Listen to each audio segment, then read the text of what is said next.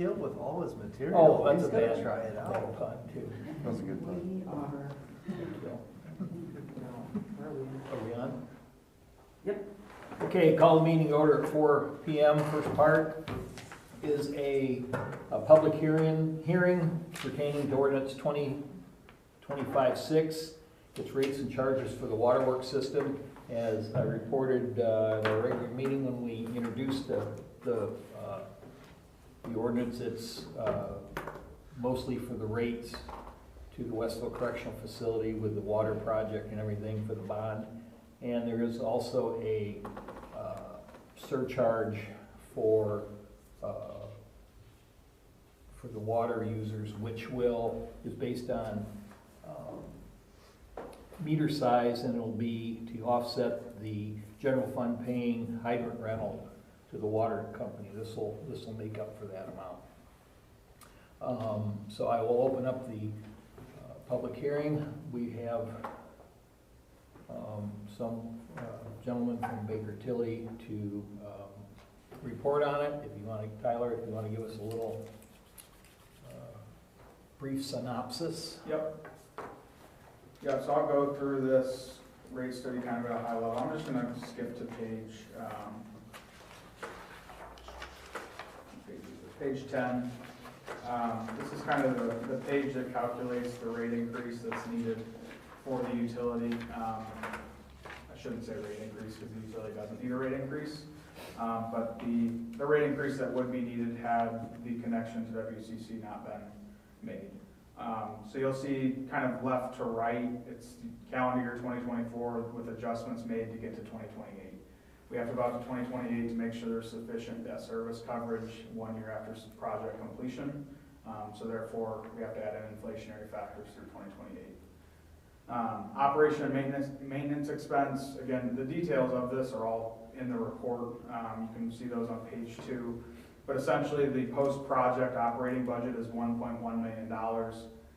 The WCC will be paying 73% of the existing water plant costs, along with all of the post-project operating costs related to the additional improvements needed to serve the customer. So it's more than 73%, but they're paying 73% of the existing costs plus the additional operating costs. These are broken down on a page here in a bit. Payment in lieu of taxes, it's a new charge that the water utility will start paying to the general fund to offset potential impacts from SEA 1. Yeah, go ahead. When would be? Once these rates are adopted, you can start charging it. Yep, so you can charge it next year. So that's based on a calculation of what the property tax bill would be if the utility paid property taxes like a normal resident or a company. So the bill would be $170,000 a year. So that cost is again broken down 73% to WCC that will be paid through their rates. The town customers will pay 27% of that cost. Debt service is the biggest piece driving this whole thing. The outstanding 2016 bonds will be paid off by SRF, but then reissued at the same interest rates under the 2025A bonds. So you'll see there's not much of a change in the payment for those. That is the town's sole responsibility to pay back. WCC revenues are not figured into that. That's the town's responsibility to pay back. Proposed 2025B bonds, those are just the WCC bonds. The revenues generated from WCC will be used to pay back those bonds in full. So the town customers are not responsible for paying back any of that debt. Debt service reserve is the same story. This debt was not needed had WCC not wanting to connect to the system. So they're paying the full debt service reserve payment.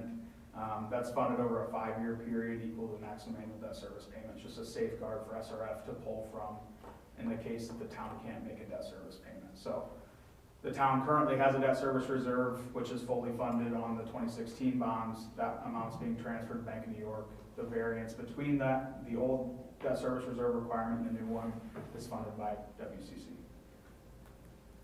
So again, the town customers are not paying any of that.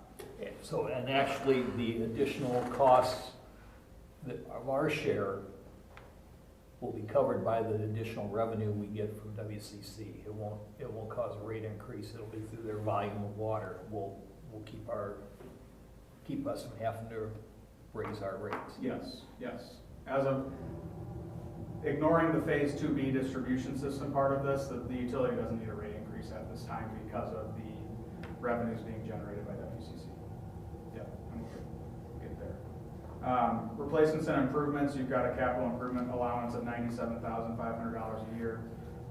15,000 of that is paid by WCC for their water tower maintenance charge. The rest falls on the town customers.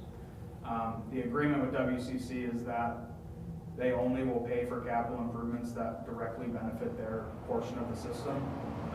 So we could argue that anything at the plant could be allocated to them, but any distribution system improvements or things like that will be allocated to town customers for them to pay. So we're clearly separating the two entities. They're responsible for what they should be responsible for paying, and the town will not pay any of the WCC stuff. So the biggest line, you'll see less WCC, or less proposed WCC collections on page 13. I'm not, just that was the reference. I'm still on page 10. But the revenues that you'll generate from them are about $2.8 million a year. Again, that goes to cover all of their debt costs and all of their operating costs. So in total, if you look at the bottom of that page, it says total additional revenues required / available for capital improvements. The negative $125,000 says you've got $125,000 of additional capital improvements that you can pay for, meaning you'll have $125,000 of positive cash flows until the Phase 2B portion of the project goes. This is similar to what happened with the sewer project, where you could have done a rate decrease, but considering that there's a pretty large distribution system project coming in the next 12 months, it doesn't make sense to decrease bills for 12 months just to have to raise them back up later. So we're holding rates steady, and we'll have additional information once John Circle's team can get that to us. Any questions on that? Okay. So pages 12 through 14, I believe, kind of show how the WCC rates are calculated. I want to focus on page 13 just to kind of show you the breakout. So page 13 shows the total revenue requirements we just talked about in the far left column, and then it breaks it out between WCC and the town. Operation and maintenance disbursements, again, 73% of current, plus any additional post-project costs. You'll see that the town's share of operation and maintenance disbursements is $175,000, which is a pretty substantial decrease from the $574,000 that's being paid currently. There's a pretty big decrease in operating costs there because of the connection with WCC. Payment in lieu of property taxes, again, that's split 73% to Westville, 73% to WCC, 27% to town. I don't think I mentioned this, but the 73%, 27% breakdown is the percentage of total plant capacity that's being requested by the WCC. So they're requesting 73% of the capacity of the plant, so they should pay for 73% of the fixed costs. You'll see the debt service allocated there again. 2025A bonds are repaying the 2016 bonds, therefore they're the town's responsibility to pay back. 2025B bonds, debt service reserve funding are both fully responsible from WCC. Replacements and improvements, again I mentioned the $15,000 allocated to WCC for the tower allowance. The remainder of the capital costs are allocated to the town. So in total, after taking out some miscellaneous revenues, 100% allocated to the town, your total revenue requirements are $376,000.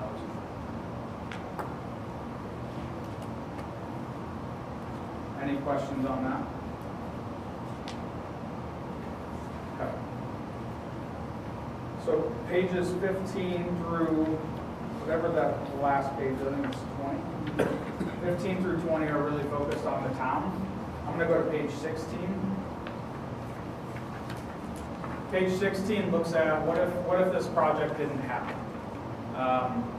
So the left column is current operations, assuming that WCC didn't connect to the system. Your current operating budget for 2028 would have been $620,000.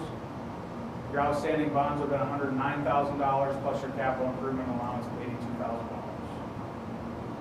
That would leave you at a shortfall of $294,000 after accounting for all the revenues that the utility currently brings in, or a 59% rate increase. WCC coming on decreases that by about $420,000. It's a pretty substantial decrease in costs that you have to pay because of the connection to the prison. Hey, Tyler, Yeah. do these figures, do they presume that we would have made the improvements to the facilities the same way that we did? You would have had to at some point, but they weren't needed at this time. So the jail paid for those improvements, and therefore the town will benefit from those. Well, when we look at this like $620,000 figure, like, is that presuming that without the WCC on board, we still made the improvements? Is that where that number comes from? Where that debt is coming from? That $620,000, that's just your operating costs. Okay. So you paid $579 or. Oh, okay, so that's That's none of just- that's that's debt not service, debt. that's No, that's- all. that's operating. Okay, Yeah. thank you. Yep. So the only thing that's changing is the fire protection surcharge. This is being done in a lot of communities right now to try to get in front of the SCA 1 impacts that are coming, potential decreases in property taxes and local income taxes. So what the the public fire protection surcharge is a monthly surcharge on customer bills based on their meter size and a capacity factor. And I'll get to the calculation in a second, but essentially it frees up $30,000 in general fund money every year to pay for the fire protection contract for anything. Okay. When you add in payment in lieu of taxes of $170,000 a year, that adds back about $200,000 of revenue to the general fund per year to pay for additional costs or to offset some of the revenue increases from SCA 1. Sure, and I read when we met regarding this a couple weeks ago that everybody's gonna shoulder some of the burden, but WCC is gonna shoulder the majority of Yes, it. they're paying 100% of the debt related to the project. But even with the meter cost, as far as, you know, there was a schedule for what you would pay based on your size hookup you had. Yeah, It looked they are like not, were gonna they're pay the not majority included. of that. They're not included in that. This is separate from them. They're paying a different rate Oh, structure than what okay. the town is paying currently. Okay, Yeah. okay. So we didn't assume that they would pay that cost. It is just the current town customers. It's a current charge that's being, essentially the way it's working now is they're paying through their property tax bills, and now it's being shifted to their water bills. Sure. It's just changing the way in which it's paid. Is WCC excluded from that because they have their own fire protection, or is it because? It's really because they have a separate, it's a separate calculation for their rates. Okay. They do have their own fire protection system, I do believe. Sprinklers. Yeah, so, Okay. yeah.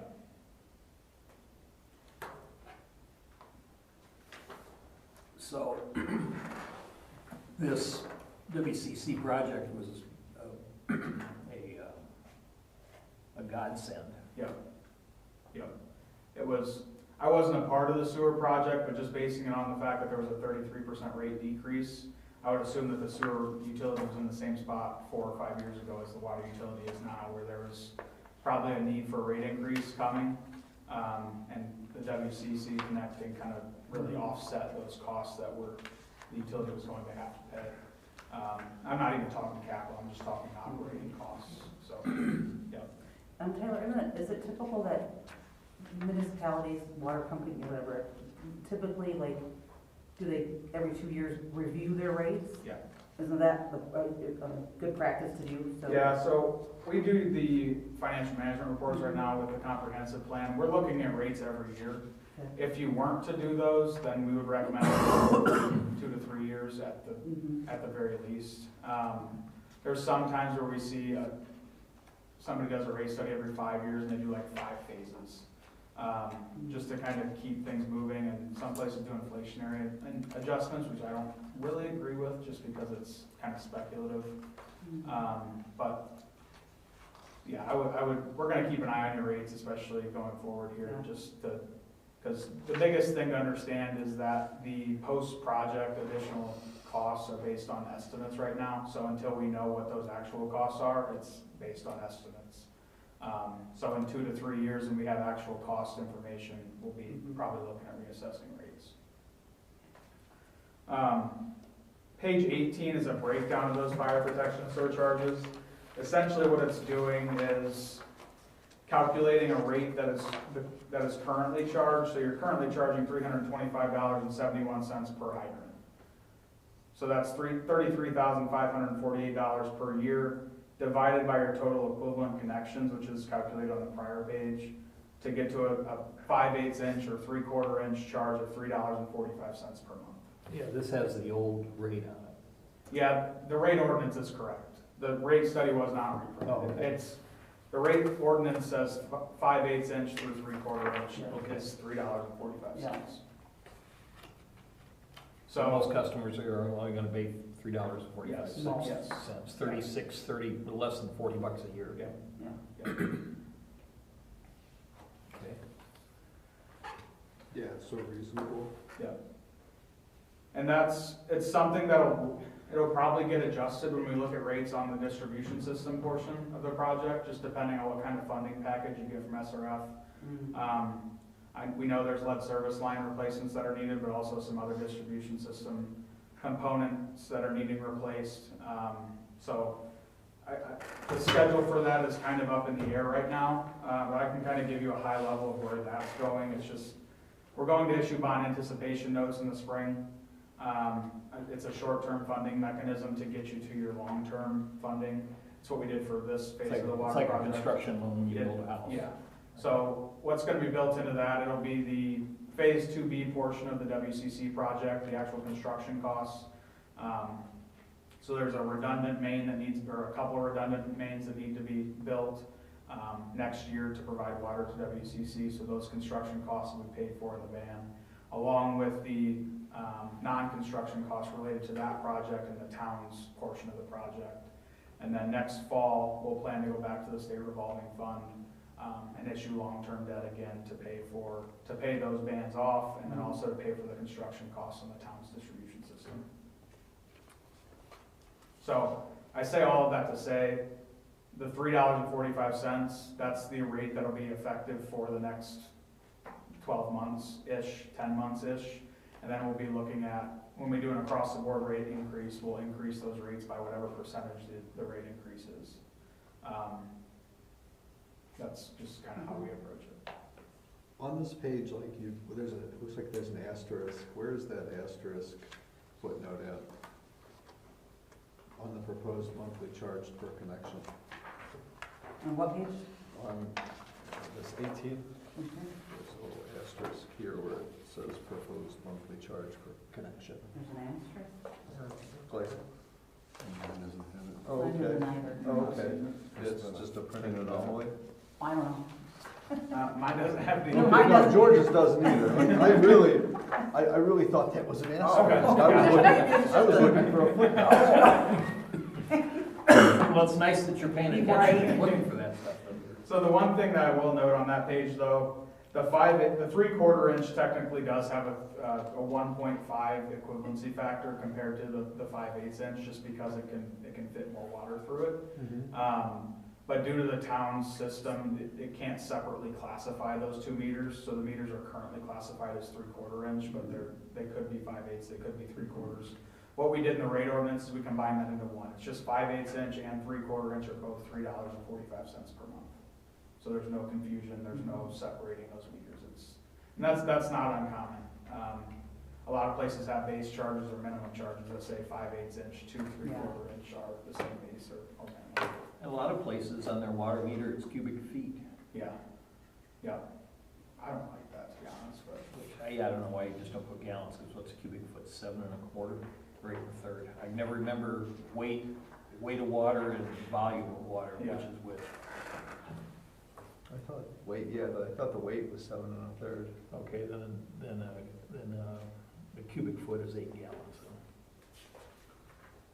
Page 20 is just a rate comparison. So your current 4,000 gallon water bill is $3.08. The state average is $40.85. With this $3.45 fire protection surcharge, it goes up to $42.53. So you're still hanging right around the average. But keep in mind, without the connection, it would have been a 59% rate increase that we're looking at. So overall, it's not a rate decrease, but it's also a very affordable rate increase for them. I'm sorry to be the one over here with all the dumb questions, but You're good. on this page 18, at what point do we move from the proposed charge per equivalent connection to the proposed monthly charge per connection? Like, when does that equivalency factor kick in? The equivalency factor is what the rate ordinance is based on. Okay, so it kicks in this year? Yes, it's right away, yeah. Okay. Yeah, so it's, for example, a 2-inch meter will always be, well, for this round of rates, it'll be $3.45 times 8 for the equivalency factor. That's what the rate will be in the rate ordinance, so it'll be $27.60 per month. Okay. And so if you, yeah, okay, that makes sense, Mike, so if you have a 1-inch connection, you're gonna see an $8.63 Yes. surcharge per month. Yep. Yep.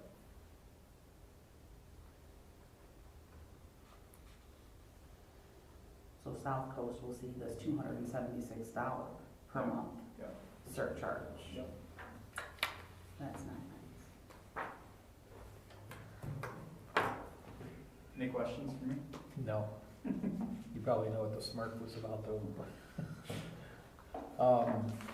Okay, is there any other question or comment on the hearing portion of tonight's meeting? Now we'll close the hearing at 4:23 and open up the special meeting. And on the agenda is ordinance 2025-6, rates and charges of the waterworks system. Should I read this? I would just read read by the title. okay. I would read by title. Okay, I'll read by title only, and if somebody wants me to read it, I'll hand it to you, and you can read it out loud. I knew that would work. Yep, perfect. Ordinance number 2025-6, an ordinance amending the rates and charges of the municipal waterworks system of the town of Westville, Indiana. We introduced this at our regular meeting. I would like to make a motion that we approve ordinance 2025-6 on the first reading. I'll second. Motion made by Albert, seconded by Mr. Watkins to approve ordinance 2025-6 on the first reading. Is there any discussion? Mr. McMahon? Yes. Mr. Watkins? Yes. Mrs. Deal? Yes. Albert votes yes, passes 4-0. And I will make a motion that we suspend the rules and adopt ordinance 2025-6. I'll second. Motion made by Albert, seconded by Mr. Watkins to suspend the rules and adopt ordinance 2025-6. Is there any discussion? Mr. McMahon? Yes. Mr. Watkins? Yes. Mrs. Deal? Yes. Albert votes yes, passes 4-0. Nothing else to come before the council. I will make a motion that we adjourn. Second. Motion made by Albert, seconded by Mr. McMahon to adjourn at 4:25. Any discussion? All those in favor say aye. Aye. Aye, opposed, being none. Meeting adjourns 4:25, 4-0 vote. Thank you, Tyler. Yep, Thank you for your time. Okay, wow. I'll do my, Um,